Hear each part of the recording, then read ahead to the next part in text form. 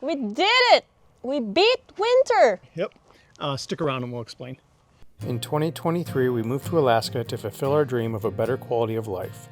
Follow along as we transform our few acres of Alaskan off-grid virgin land into our dream homestead. We are Jay and Elaine, and this is Alaskan Freedom.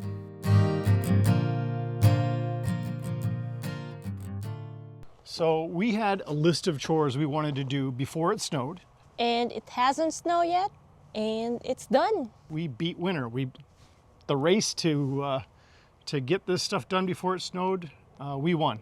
We didn't win because we got our chores done quick. We won because the snow is late. Or it seems late anyways, because last year it started snowing heavy on us in early or mid-October, and it's already 27th. Yeah, it's the end of October. We're just it's Monday, Friday is Halloween, so whatever day that is. And it still hasn't snowed yet. So it has snowed in many parts of Alaska, but it has not snowed where we're at yet. So we've been lucky. Yes. It's Glittery. it's definitely cold. It's been in the low 30s, Yes. upper 20s, but hasn't snowed yet, and we're done. So let's show you what we did. Just chores to prep and be ready for winter. Yes. So I'm excited for snow.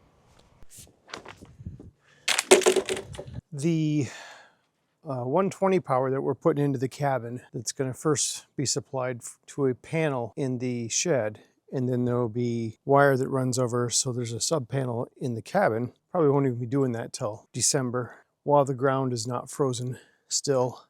I wanted to hurry up and get the conduit in, so we're just going to run some conduit. This is some 3/4 inch gray electrical rated Schedule 40 PVC conduit. We're going to run it just under the ground here. We have an 18-inch trench dug here, but we're just going to run this conduit and stub it out on each end so that we don't have to worry about trying to dig this or put it in when the ground's frozen. Run this over, put a sweep on each end, and then stub it up out. I don't even know if you really need this PVC glue on just electrical conduit.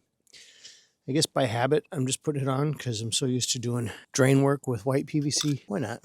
Might as well throw it on. And this will stub up and come up here into the shed. So you can get about 24-inch piece on there.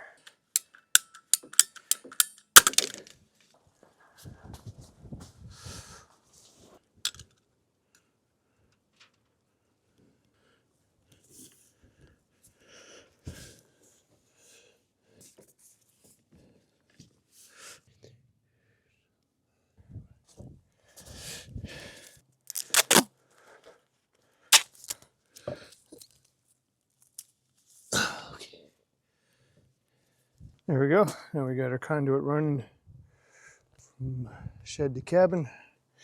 Now we're just gonna fill this trench back in. I was gonna put the main panel in the shed and then just run all the runs from the cabin out to the shed in a really big piece of conduit.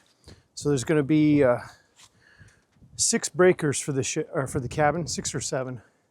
And I was just gonna run the 6 or 7 lines all through this conduit. But if you're an electrician, you've probably already realized my flaw in that thinking. Because after some research, I found out you can't run insulated wire, a bunch of it together in conduit like that. That does not meet code and is a fire hazard. The heat from the wires all bunched together gets to be too much. So instead, we are going to do it to code. Although we live off grid and I do have construction experience, some of this stuff I'm still learning as I go, especially wiring, because any houses I've ever built. In the past, I've hired an electrician to do the work. I was there during inspections, so I did learn some of the codes and things that I have to worry about, but there's still a lot of it I don't know, so.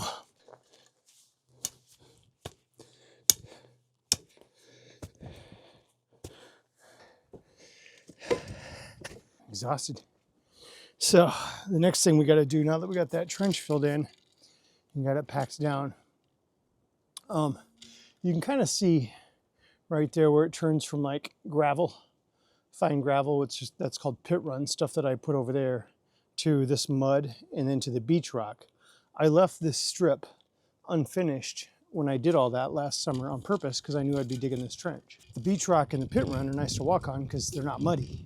So now I need to take this area here and fill all this in I got a lot of pit runs still down in the driveway, so I'm gonna have to bring that up by wheelbarrow one load at a time and just fill all this in.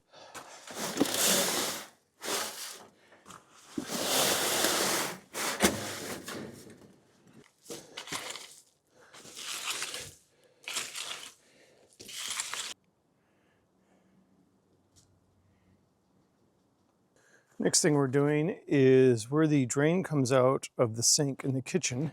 This area here is going to eventually get a gray water septic, which is just a basic homemade barrel in the ground type thing. But we just didn't have time to do it before winter. So what we're going to do, so the end of the pipe just isn't under a bunch of covered snow. I'm going to extend it out and tie it off the end to that tree so it's up off the ground high enough where it won't be covered with snow. You know, that's going to keep a nice slope going downhill, and then sticking that pipe out enough so it's not buried. And hopefully while we're doing this, Elaine doesn't come out and start doing something in the kitchen and dump a bunch of water out. Couple slip couplings on here and extend this out.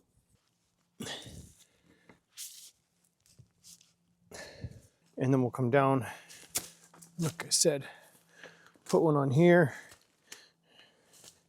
tie it off to this tree so it's up off the ground out of the snow. I hate messing with this primer. The viscosity of it is so thin, it's like gasoline. It gets on everything. It has the ability to travel uphill somehow. I don't know how that works. So, should be okay.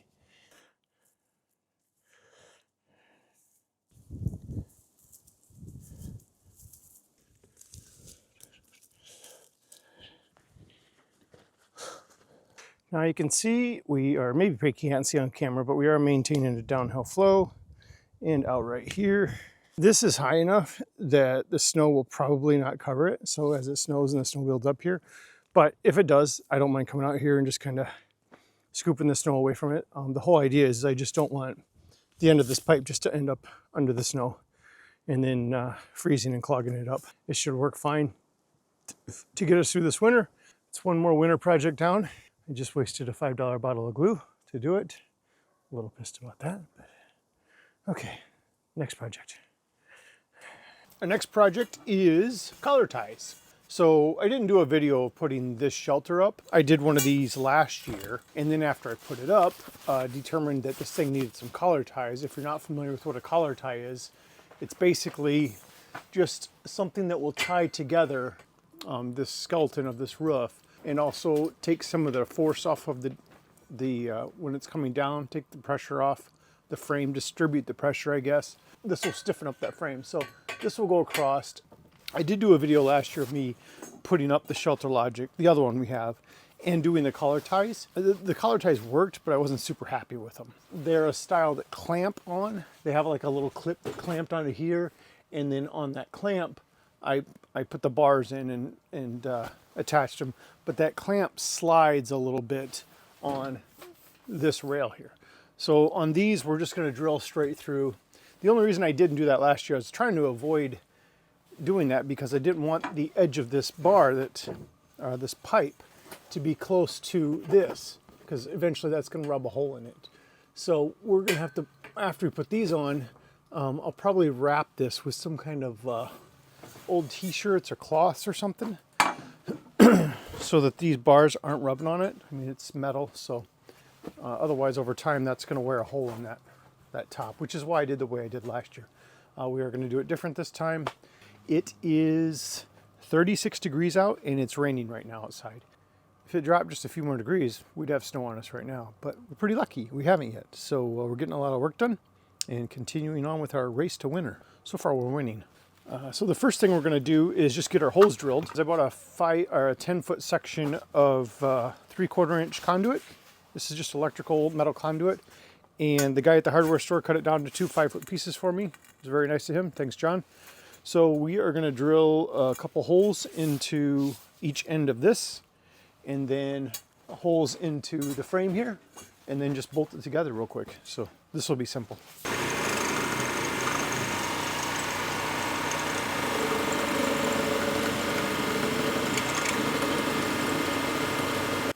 Although, I don't know if I really want this to be level because the shelter logic's not set level to start with.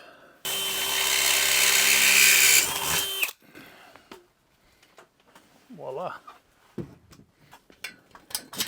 I'm just using a long carriage bolt with a lock, or with a washer and a lock nut.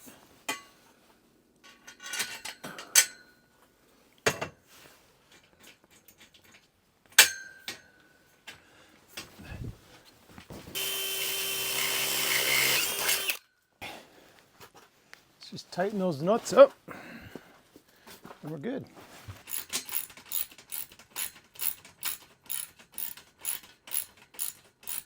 So what I did is just tied a shop rag. I cut into 4 pieces around each one of these just to keep the tarp from rubbing against. It wasn't really going to hit that bolt at all, but the end of this pipe is close enough where it's not touching, but if it had a weight of snow pushing down, it would touch and rub a little. Maybe later I'll think of a more long-term solution. I don't know. But for now, this works fine. Okay, those are done. They're not going to stop any swaying in this thing. But there's not much I can do about that without cross bracing this and just blocking off the whole area. What they do is stop force that's coming down. So if there's heavy snow on this frame and the force is coming down, it distributes the weight out more. So those will make a big difference. We actually don't ever let snow sit on these anyways. We get out here every day, sweep it off, knock it off anytime it does snow. But despite last year not getting any snow hardly here, the winter before, there were nights where we would wake up and there would be 2 feet of the snow on the ground, heavy, wet snow. We got so many of those snows, we actually lost a lot of our trees. And this was, we had bought the land, but we haven't even moved out here yet. We were still in a rental waiting for winter to get by so we could get on the land. But during that winter, the weight of the snow had bent so many of the trees over that when we came back in the spring, they didn't pop up. They are still bent over. And I've even, most of them we cut down, but there's even a few that I haven't cut down yet. Our neighbor has a dog that has bad hips. She drives it around the neighborhood because it can't walk anymore. And he just drives around the neighborhood barking. It's hilarious. Sweet dog, actually. Like that. This tree right here, see how it's bent? Yeah. So we can get some heavy snow here. Clean this up. This is a mess. I need to clean all this up and then we'll get on to our next project. The next thing we're doing is we're going to build a landing and stairs coming out of this sliding glass door. We built a wood shed right here, so we are also going to build a box on top of this platform that'll house some wood so that we can just open the door, grab wood for the wood stove, and then I'll just fill that box every day or every other day. It's been a year now we've been in the cabin, haven't been able to use this rear slider because the patio is not done yet. That is going to be one of the first things we do, or not patio, I guess it's a deck. That's going to be one of the first things we do next spring. So I don't want to put too much time, effort, and money into these stairs. So they're going to be basic. They're not even going to be attached to the cabin. We'll set these on the ground in 4 spots. Posts come up, frame a platform, cover it, stairs down. It's going to be quick and easy. Again, this is, by no means is this going to be the correct way to do it because this is just going to be setting on the ground, but it'll get us through one winter. So the nice thing is, since this is so temporary, I don't really have to put much effort into lining these things up.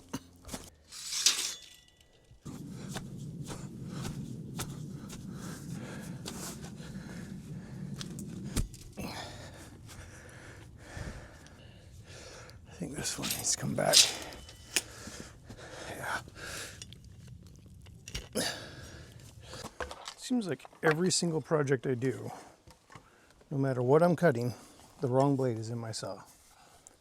So I'm going to change this. And then next time, I assure you, I'll need the blade I'm taking out right now.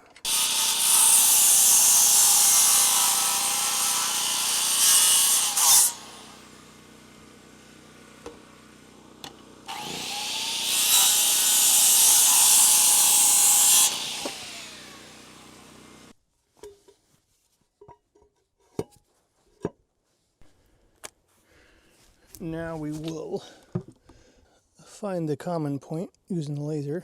This laser was the first product review we did a little over a year ago and has turned out to just be awesome for us in a lot of these projects. So we're just going to mark where that laser hitting all 4 of these, and then we'll measure equal distance up from those. These guys cut to the right length. They should be level with each other.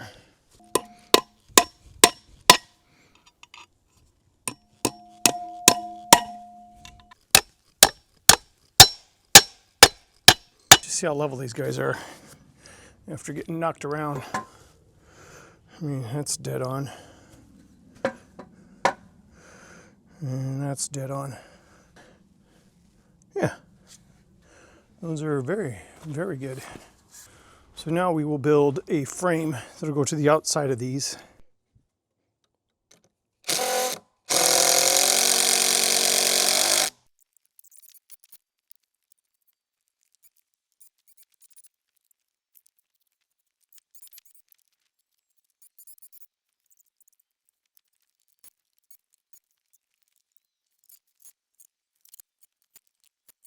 So this video is not about building stairs, so I'm not going to go into all the fine details about it. Stringers are actually a lot easier than people think. They might seem intimidating, but once you understand them, they're easy. So if you really want to know how to do it, you should look up a separate video on that. So all we're doing is finding on our framing square on the inside the 8 and the 11, lining those up, scribing it. This is not a stair video, so if you really want to know how to do all that, you're going to have to go check out another video. I'm just going to do it. Now, I do not have stair nuts, which is not a joke. It's actually a tool. So I'm going to remeasure each one. We're going to take 1.5 inches off of this first step. We'll do the primary cuts with the skill saw and then come back with the jigsaw and just finish off the cuts nicely.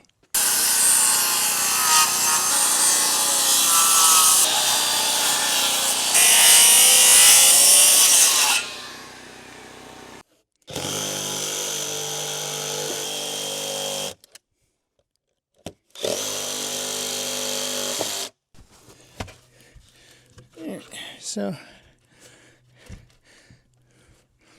that fits good. The ground's a little bit higher right here, so I'll just dig it out and get it right. But yeah, so now we just got to get one more of these. I'll go scribe it out and cut the other one.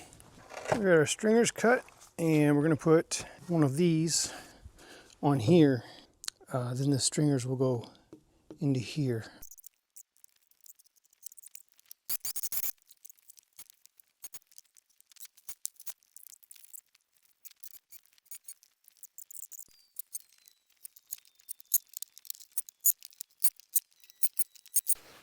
Okay, stairs are all done. I finished them up last night, but didn't get the camera back out. But I'm going to show you here what we did quick.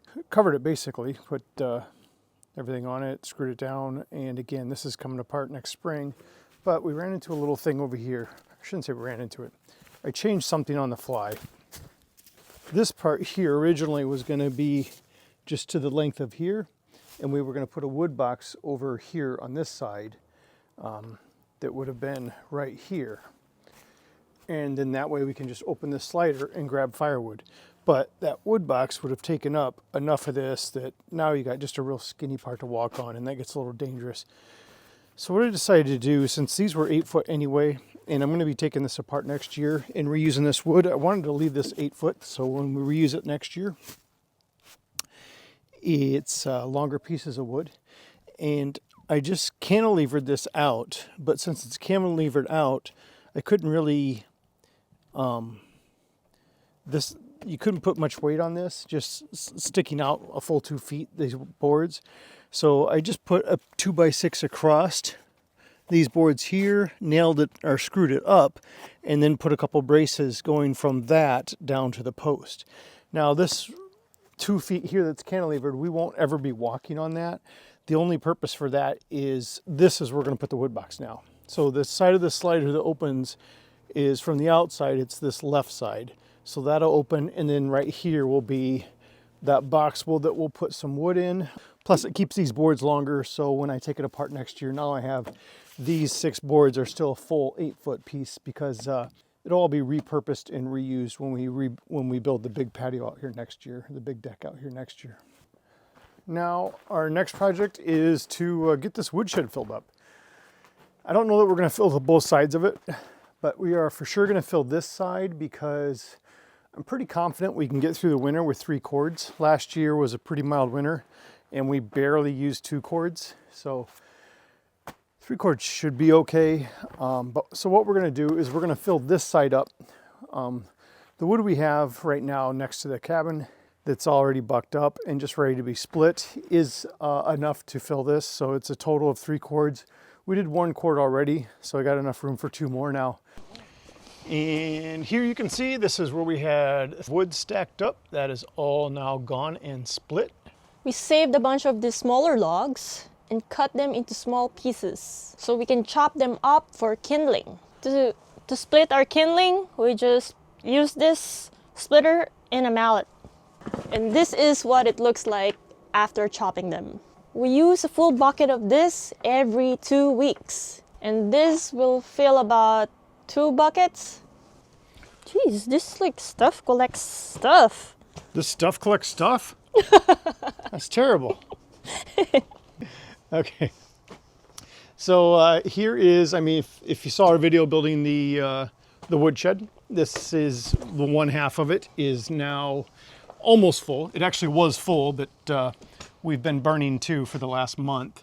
And right now we're sitting with just shy of 3 cords right here.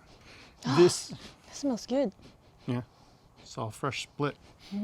What was I going to say? When I was interrupted and I forgot what I was saying. Sorry. What was I saying? Oh, this is more wood than we burned last year in the entire winter. So as long as we have a normal winter or a mild winter, this will be more than enough for the whole winter.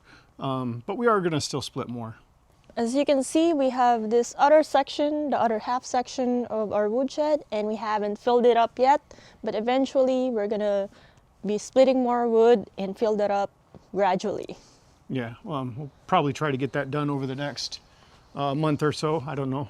Just as backup in case we need more wood this winter, or just to start having stuff seasoned and ready for next winter already. So yeah, we're loving this woodshed. It's kind of hard to see how much wood is in here from your point of view, but this wood is almost 8 foot high. It's 8 foot wide, and from here back it's going little over 7 feet. So it is a lot of wood. These stacks right here, it's 6 of these back, 6 of these rows back. So it is a lot. I just noticed something now. I just look at you. My buttons.